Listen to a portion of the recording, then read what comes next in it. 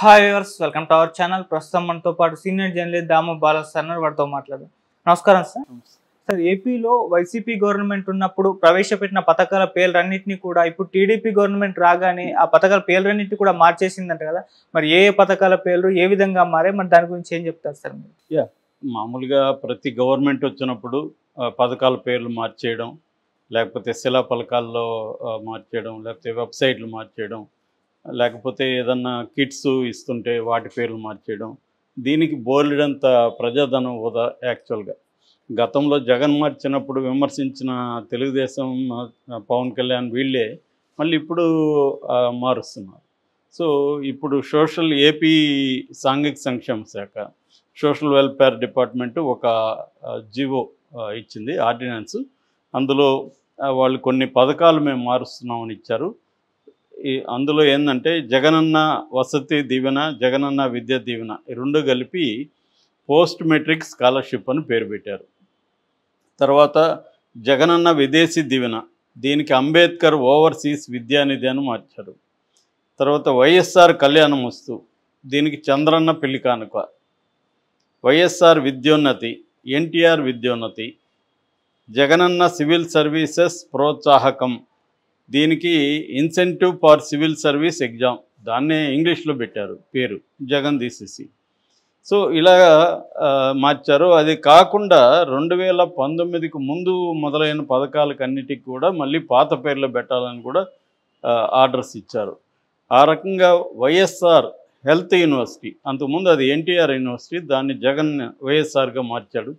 అప్పుడే పెద్ద ఎత్తున నిరసన వచ్చింది. యాక్చువల్గా జగన్ ఎన్టీఆర్ పేరుతో ఒక జిల్లానే ఏర్పాటు చేశారు. నిజానికి చంద్రబాబు పీరియడ్లో ఎప్పుడూ చేయలేదు. అయినా జగన్కి ఆ క్రెడిట్ పోలే. దీనివల్ల ఏమైందంటే ఇంకా బాగా నెగిటివ్ వచ్చేసింది జగన్కి. అట్లాగే ఆరోగ్యశ్రీ, వైఎస్ఆర్ ఆరోగ్యశ్రీని కూడా ఇప్పుడు పేరు మారుస్తున్నారు. నిజానికి వైఎస్ఆర్ ఆరోగ్యశ్రీ అనగానే అందరికి గుర్తొచ్చేది వైఎస్ఆర్ పేరు, దాన్ని వీళ్ళు మారుస్తున్నారు. సో క్లియర్గా నేను చాలాసార్లు చెప్తుంటా, ఇవాళ దేశంలో ఒక పొలిటికల్ పార్టీకి ఇంకొక పొలిటికల్ పార్టీకి ఎసెన్స్లో ఏమీ తేడా లేదు. నీకేదో నీ కులమనో నీ ప్రాంతమనో ఇంకోటో కారణాలతో ఒక పొలిటికల్ పార్టీని సపోర్ట్ చేయడం, ఇంకొక పొలిటికల్ పార్టీని వ్యతిరేకించడం తప్ప ఎసెన్స్లో ఎవడొచ్చినా పెద్ద ఏమీ లేదు. ఇట్లాంటి మార్పులు తప్ప బేసిక్ ఎసెన్స్లో ఏం లేదు. వీళ్ళు వచ్చినా దాడులు చేస్తున్నారు, వీళ్ళు వచ్చిన ప్రభుత్వ ఉద్యోగాల మీద ఆల్రెడీ జులుం చలాయిస్తున్నారు. నిన్న ఓపెన్గా మనం ఇద్దరు, ఒక మినిస్టరు, ఒక కాబోయే స్పీకరు, ఇద్దరు కూడా ఉద్యోగుల మీద ఎలా మాట్లాడారో నిన్న చూసాం మనం. అయ్యన్న పాత్రుడైతే బండబూతులు తిట్టాడు, రోడ్డు సరిగా వేయలేదని ఆర్ఎన్బి అధికారుల్ని బండబూతులు తిట్టాడు. ఓపెన్గా వీడియో ముందే అలా తిడుతున్నాడంటే ఇంక వీడియో లేకపోతే ఏం తిట్టేవాడో తెలీదు.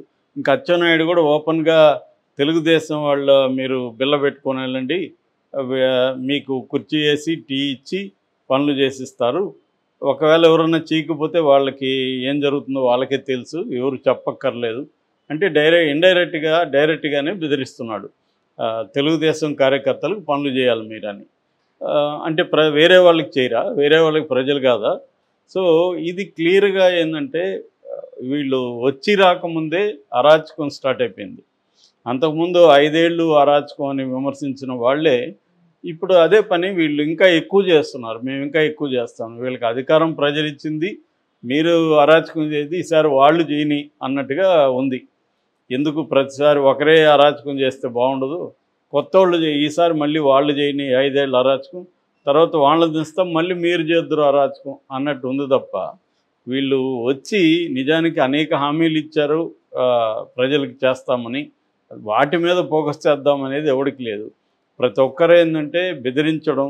హోమ్ మినిస్టర్, సాక్షాత్తు హోమ్ మినిస్టర్ పోలీసులను బెదిరిస్తుంది.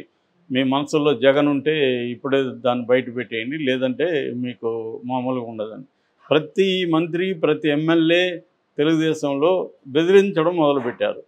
అది ప్రత్యర్థులను బెదిరిస్తున్నారు, ఇటు ఉద్యోగులను కూడా బెదిరిస్తున్నారు. నిజానికి ఉద్యోగులంతా కూడా వాళ్ళకే ఎక్కువ వేశారు. 70-80% ఉద్యోగులు తెలుగుదేశం కూటమికి ఓట్లు వేశారు. కానీ ఇప్పుడు వాళ్ళే చించి మనం ఫేస్బుక్లో మిగతా చోట్ల పోస్టులు చూస్తూ ఉంటే మేము ఇంకా రాజకీయాలు మాట్లాడొద్దని అనుకున్నాము, కానీ మాట్లాడక తప్పట్లేదని మళ్ళీ వాళ్ళు పోస్టులు పెడుతున్నారు. ఇదేం అరాచకం అని. ఇది ఇప్పుడు వీళ్ళకి కొత్తగా అర్థమైంది. అలా పోస్టులు పెడుతున్న వాళ్ళంతా ఒక రకంగా అమాయకులు అని చెప్పచ్చు. ఎందుకంటే గతంలో తెలీదా, అంతకుముందు 2014 నుంచి 19 వరకు తెలుగుదేశం అరాచకాలు ఏం చేయకుండానే ఓడిపోయారా? సో తెలుగుదేశం అయినా వైసీపీ అయినా అరాచకాలు చేయడం, పథకాలకు తమ పేర్లు పెట్టుకోవడం, తర్వాత తమ వాళ్ళని బాగా చూసుకోవడం, అవినీతి చేయడం, ఇది ప్రధానమైన టాస్క్ ఏ పార్టీకైనా. ఇంకేదో గెలవాలి కాబట్టి ప్రజలకు కొంత విధించాలి అన్నది తప్ప ఇక్కడ నిజంగా పీపుల్ సెంట్రిక్ పరిపాలన అనేది మనం అసలు మర్చిపోవాలి. సో ఏదన్నా విమర్శిస్తే వాళ్ళ మీద ముద్ర వేయడం, వీళ్ళని ఇప్పుడు తెలుగుదేశాన్ని విమర్శిస్తే వైసీపీ అనడం, వైసీపీని విమర్శిస్తే తెలుగుదేశం అనడం, వాళ్ళని అరెస్ట్ చేయడం. అందువల్ల ఏం జరుగుతుందంటే మొత్తం సమాజమే నిట్ట నిలువుగా చీలిపోయింది. సో తెలుగుదేశం ఏమి చేసినా, చంద్రబాబు ఏం చేసినా సపోర్ట్ చేసే ఒక వర్గం ఉంది. ఈ వర్గంలో ప్రజలు ఉన్నారు, ఇంటలెక్చువల్స్ ఉన్నారు, జర్నలిస్టులు ఉన్నారు, అందరూ ఉన్నారు. వీళ్ళు ఏంటంటే చంద్రబాబుని ఎట్టి పరిస్థితుల్లో విమర్శించరు, ఏమి చేసినా ఆయన్ని సపోర్ట్ చేస్తారు. ఆయన ఎవరు విమర్శించినా వాళ్ళ మీద కూడా దూకుడుగా వెళ్తారు. రివర్స్లో వైసీపీ జగన్ ఏమి చేసినా జగన్ని సపోర్ట్ చేస్తారు, జగన్ గ్రేట్ అంటారు, ప్రతి పనిని జగన్ని సపోర్ట్ చేస్తుంటారు. జగన్ విమర్శిస్తే తెలుగుదేశం వాళ్ళు వీడు పచ్చముట్ట అని చెప్పి వీళ్ళ మీద దాడి చేస్తుంటారు. ఇలా సమాజం మొత్తంగా చీలిపోయింది. సో ఇంతకుముందు మీడియా ఎట్లా ఉండేదంటే అధికారంలో ఉన్న పార్టీకి మ్యాక్సిమం యాంటీగా ఉండేది మీడియా.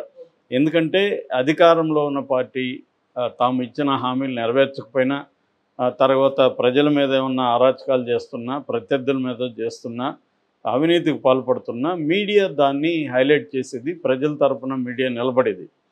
అందుకనే వాచ్ డాగ్ అంటారు, watch dog for the society. కాపల కుక్కలాగా మీడియా పనిచేయాలి అనేది మీడియాకు ఉన్న రోల్. అందుకనే 4th పిల్లర్ ఆఫ్ డెమోక్రసీ అది.